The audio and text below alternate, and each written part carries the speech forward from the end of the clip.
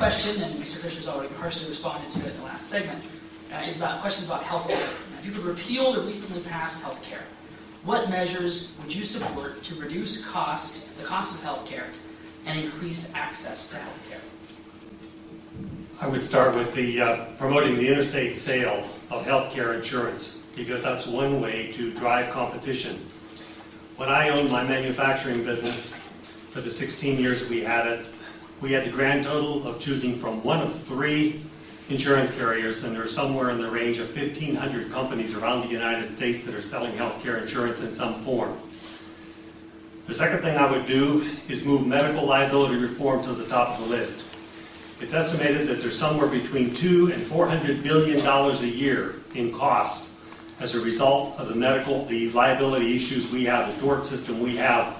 And this starts with defensive medicine, it goes to frivolous lawsuits, and it goes to excessive punitive awards. That's the way you bend a cost curve in any cost scenario. The other thing that I would do is expand and promote tax-free health savings accounts, so that the portion of the health care bill that is not provided by health insurance can be borne more easily by the American consumer. And we should have full deductibility for health care insurance premiums, regardless of whether you get them through your employer or not. With regard to accessibility, I think there's a false assumption here. Many people get the health care they need in this country. I served for more than a decade on the medical center board in Meadville, and we spent between $2 and $3 million a year on charity care for many people who said they didn't have health care insurance. We need to reform the Medicaid system so that those folks have some skin in the game when it comes to going to the emergency room or the local doc to get their health care needs. And those will address both of those issues. The final question this evening was given to the candidates prior to the event. It asked them to make the case as to why they're the most electable candidate in the fall. I decided to run for this seat in June of last year. I spent the first 3 months of that planning my campaign, and the last 6 months executing it and getting it to the stage that we have right now. I believe strongly my candidate fits this district perfectly. I've already mentioned I was born and raised on a farm. I was in the barn this morning and this evening, and I showered before I came. But I can tell you with a great degree of certainty, what you learn on a farm is an invaluable lesson, because you cannot cheat on a farm. My business background is one that's extremely important, I think. As a manufacturer, a global manufacturer, and owner of that business, I cut a multi-million-dollar payroll and made decisions that affected many, many people, over 500 around the world.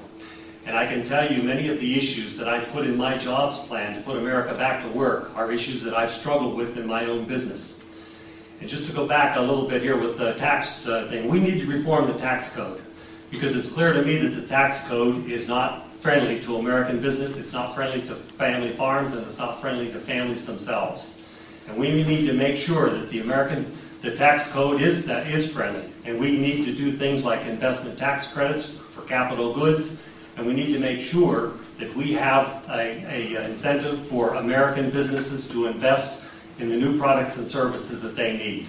Regulatory reform is critically needed, because between that and the tort system we have, we are driving jobs out of this country at an alarming rate, and that's the only way we're going to get jobs back here.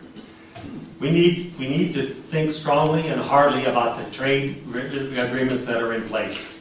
Our trade policy is putting U.S. manufacturers at a competitive disadvantage each and every day. And that's one reason why we are losing manufacturing jobs at an alarming rate. There's only 3 things in this world that creates wealth. You either mine it, you grow it, or you make it.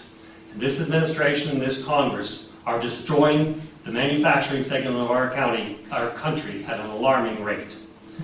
We need a national comprehensive energy plan, as I already mentioned earlier.